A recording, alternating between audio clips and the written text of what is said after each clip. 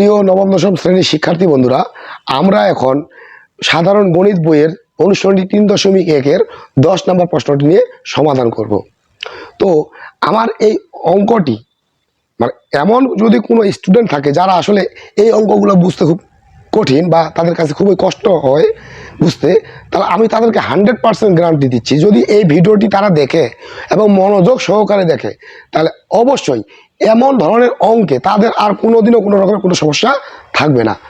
তো আরেকটা কথা বলে নিই যে আসলে আমি ভিডিওগুলো যে রেকর্ড করে আপলোড করতেছি ফেসবুকে, যদি এই ভিডিওগুলো কোনো স্টুডেন্টের উপকারে আসে তাহলে ওই স্টুডেন্টগুলো যদি আবার আমাকে রেসপন্স দেয় বা আমাকে সাড়া দেয়, আমাকে রিয়াকশন দিয়ে, আমাকে কমেন্ট দিয়ে বা আমার ভিডিওগুলো শেয়ার করে যদি আমাকে কোনো রিয়াকশন দিয়ে থাকে, তাহলে অবশ্যই আমি পরবর্তীতে বিজ্ঞান বিভাগের যতগুলো ক্লাস আছে আমি প্রতিটি সাবজেক্টের উপরে আমি ভিডিও রেকর্ড করে আপলোড করার চেষ্টা করব। এখন এটা ডিপেন্ড করতেছে আমার নবম দশম শ্রেণীর শিক্ষার্থী বন্ধুদের উপরে। তো কথা না পারেই এখন আমরা যে অঙ্কটি করব সেটা 10 নম্বরটা। এখানে আমাদের একটা মান দেওয়া আছে a square plus b square plus c square equal to 9 এবং ab plus bc plus ca equal to 8 হলে a plus b plus c whole স্কয়ারের মান কত। তো আমরা যদি এই মানটা বের করতে চাই তাহলে ঠিক আমরা 9 নম্বর অঙ্কটার মতোই কিন্তু করব।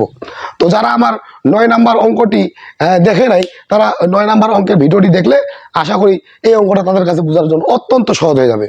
তো আমাদের যেই মানগুলো দেওয়া আছে আমরা লিখবো, দেওয়া আছে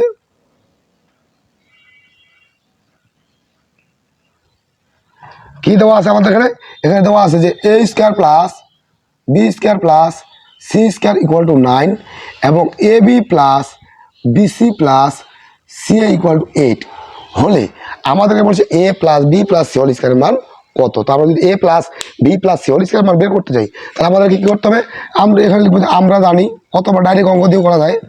আমরা জানি, কি জানি আমরা, যে a plus b plus c whole square is equal to a square plus b square plus c square plus 2 into ab plus bc plus ca। আসলে এই টেক্সট বইয়ে এই অঙ্কগুলো যত সহজ করে দেওয়া থাকে, আমরা যখন পরীক্ষা দিতে যাব ততটা সহজ কিন্তু আমরা পাবো না। কিন্তু আমরা যদি বোর্ড বইয়ের এই অঙ্কটাই ভালো মতো না মাথায় ঢুকাইতে পারি তাহলে পরীক্ষার অঙ্ক তো পারার প্রশ্নই আসে না। তাহলে এখন দেখা এই অঙ্কটা আমরা কি করব, অতি সহজেই সমাধান করার চেষ্টা করব। তো আমাদের a plus b plus c whole square এর মান কিন্তু বের করতেই বলছে। তাহলে আমরা যদি এটার মান বের করি তো আমাদের মান এখানে দেওয়া আছে কার, a square plus b square plus c স্কয়ারের মান 9। তাহলে আমরা এখানে 9 বসাইলাম, প্লাস এখানে 2 ইন্টু এই যে ab plus bc plus c এর মান দেওয়া আছে কত 8। তাহলে 9 এর জায়গায় 9 প্লাস 8 দুগুণা কত হবে 16। তাহলে 16 আর 9 যোগ করে কত হবে 25। তাহলে এটা আমাদের কার মান বের হয়ে গেল, এই মানটা বের হলো আমাদের a plus b plus c whole স্কয়ারের মান। তো আমাদের কাছেই তো প্রশ্ন মধ্যে উত্তর এরই উত্তর চাইছে, তো আমাদের এর উত্তর বের হয়ে গেল। এই হলো আমাদের 10 নম্বর অঙ্কের সমাধান। তো যারা আমার ভিডিওটি দেখবে, যে সমস্ত আসলে এই অঙ্কগুলো খুব কঠিন, যারা ব্রিলিয়ান্ট স্টুডেন্ট, যারা ভালো স্টুডেন্ট, যারা পরিশ্রম করে তাদের কাছে গেলে কিছুই না। কিন্তু আমার ভিডিওটি তাদের উদ্দেশ্যে যারা আসলে এই অঙ্কগুলোকেই কঠিন মনে করে, আমার সেই সমস্ত ছাত্রছাত্রীদের জন্য এত কষ্ট করে। আসলে এখানে আমার কোনো স্বার্থ নাই, আমি বিনা স্বার্থেই এই ভিডিওগুলো আপলোড করি শুধুমাত্র স্টুডেন্টদের সুবিধার জন্য, স্টুডেন্টদের ভালোর জন্য।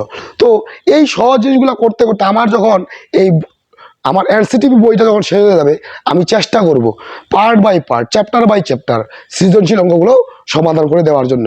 তো সেটা তোমাদের উপরে নির্ভর করবে যে তোমরা আমাকে আসলে কতটুকু উৎসাহ দিচ্ছ, কারণ তোমাদের উৎসাহের কারণেই আমি কিন্তু সামনের দিকে আরও এগিয়ে যাব, আমার ভিডিও কোয়ালিটিকে, আমার অঙ্কের বোঝানোর কৌশলটাকে আরও সমৃদ্ধশালী করার চেষ্টা করব।